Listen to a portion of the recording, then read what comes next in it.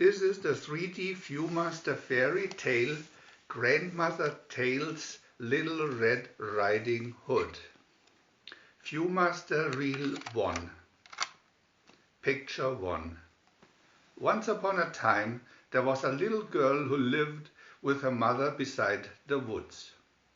The little girl's grandmother was so fond of her that she made her a little red hood.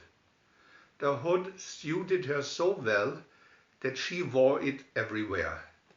Everyone called her Little Red Riding Hood.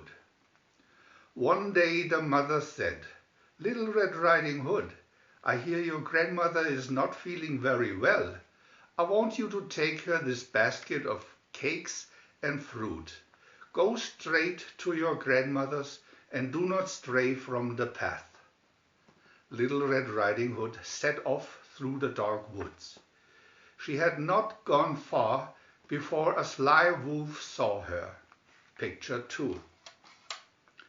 The wolf would have liked to have eaten her right then and there, but he heard woodcutters nearby. He approached her saying, "Where are you going, little girl?" "To my grandmother's about a mile down the path," Little Red Riding Hood told the wolf. "Take her these flowers from me," said the wolf with a sly smile. Picture 3. The wolf ran ahead to the house of the grandmother and knocked on the door.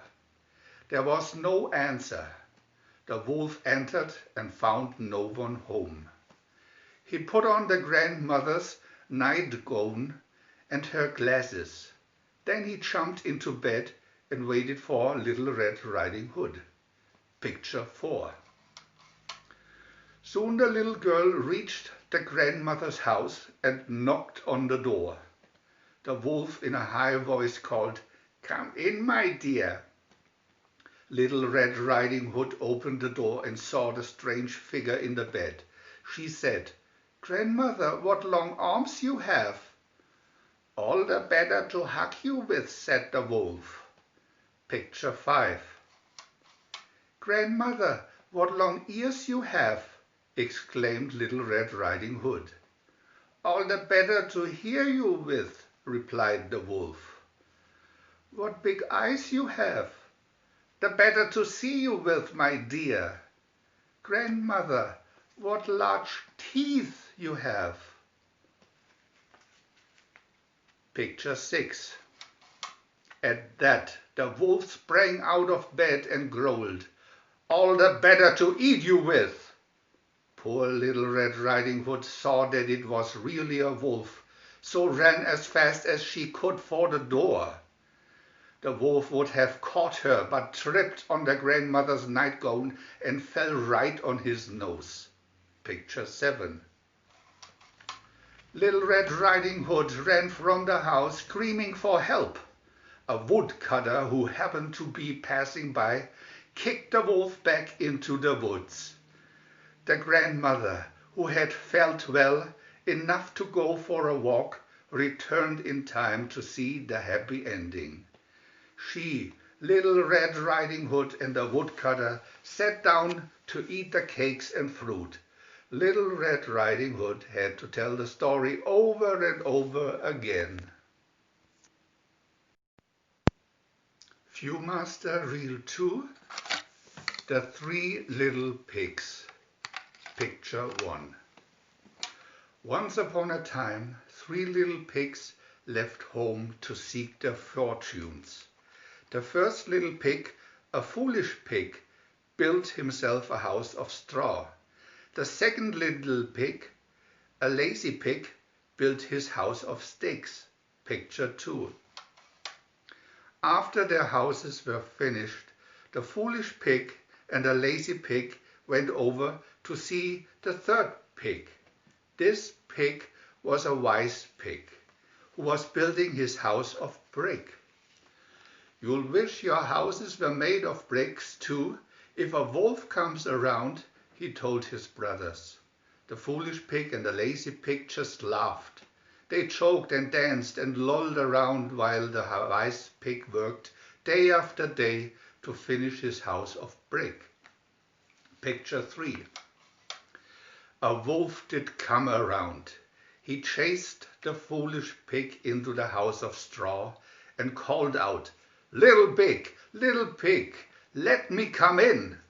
"No, no, by the hair of my chinny chin chin," the little pig squeaked in fright. "Then I'll huff and I'll puff and I'll blow your house in," said the wolf. So he huffed and he puffed and he blew down the house of straw. The foolish pig ran to the house of sticks just ahead of the wolf. Picture 4. The wolf knocked on the door of the house of sticks and cried, little pig, let me come in."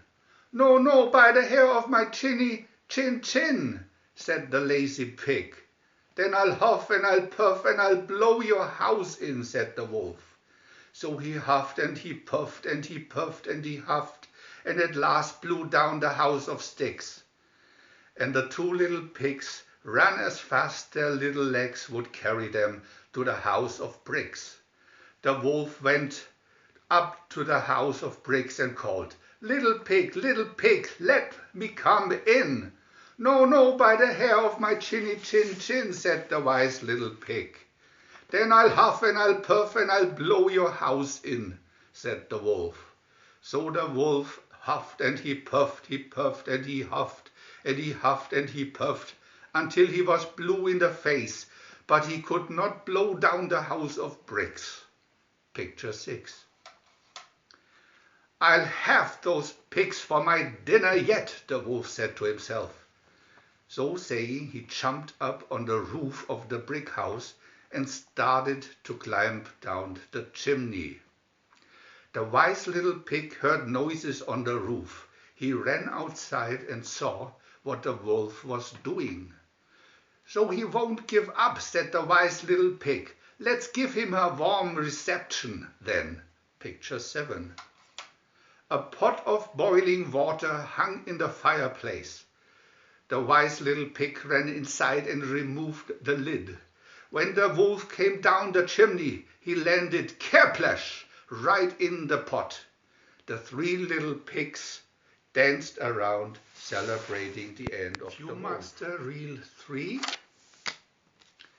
3 Billy Goats Gruff. Picture 1. Once upon a time there were 3 billy goats whose family name was Gruff. They wanted to feed on a green hillside across the river.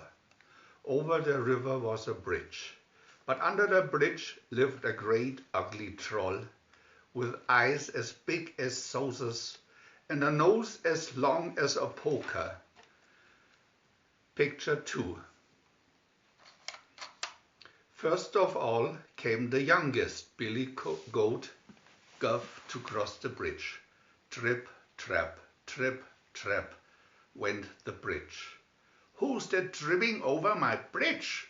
roared the troll. "Oh, it is only I, the tiniest billy goat Gruff, and I'm going up the hillside to make myself fat," said the billy goat with such a small voice. "Now I'm going to gobble you up," said the troll. "Oh no, pray don't take me, I'm too little, that I am," said the billy goat. "Wait a bit until the second billy goat Gruff comes. He's much bigger than I am." "Very well, be off with you," said the troll. Picture 3. A little while after came the second billy goat Gruff to cross the bridge. Trip, trap, went the bridge. "Who's that tripping over my bridge?" roared the troll. "Oh, it's the second billy goat Gruff, and I'm going up the hillside to make myself fat," said the billy goat, who hadn't such a small voice. "Now I'm coming to gobble you up," said the troll. "Oh no, don't take me. Wait a little till the big billy goat Gruff comes. He's much bigger." "Very well, be off with you," said the troll. Picture 4. But just then up came the big billy goat Gruff. Trip, trap, trip, trap, trip, trap, went the bridge. For the big billy goat Gruff was so heavy that the bridge creaked and groaned under him. "Who's that tramping over my bridge?" roared the troll. "It's I, the big billy goat Gruff," said the billy goat, who had a big hoarse voice of his own. "Now I'm going to gobble you up," roared the troll. Picture 5. "Well, come along, I've got 2 spears, and I'll poke your eyeballs out at your ears. I've got besides 2 curling stones, and I'll crush you to bits, body and bones." That's what the big billy goat Gruff said as he flew at the troll and tossed him over the bridge into the water. Picture 6. The troll was tossed so high that his head came off and sank to the bottom of the river. And there he lay with the fish swimming in and out of his mouth. Picture 7. The big billy goat Gruff went up the hillside to join his brothers.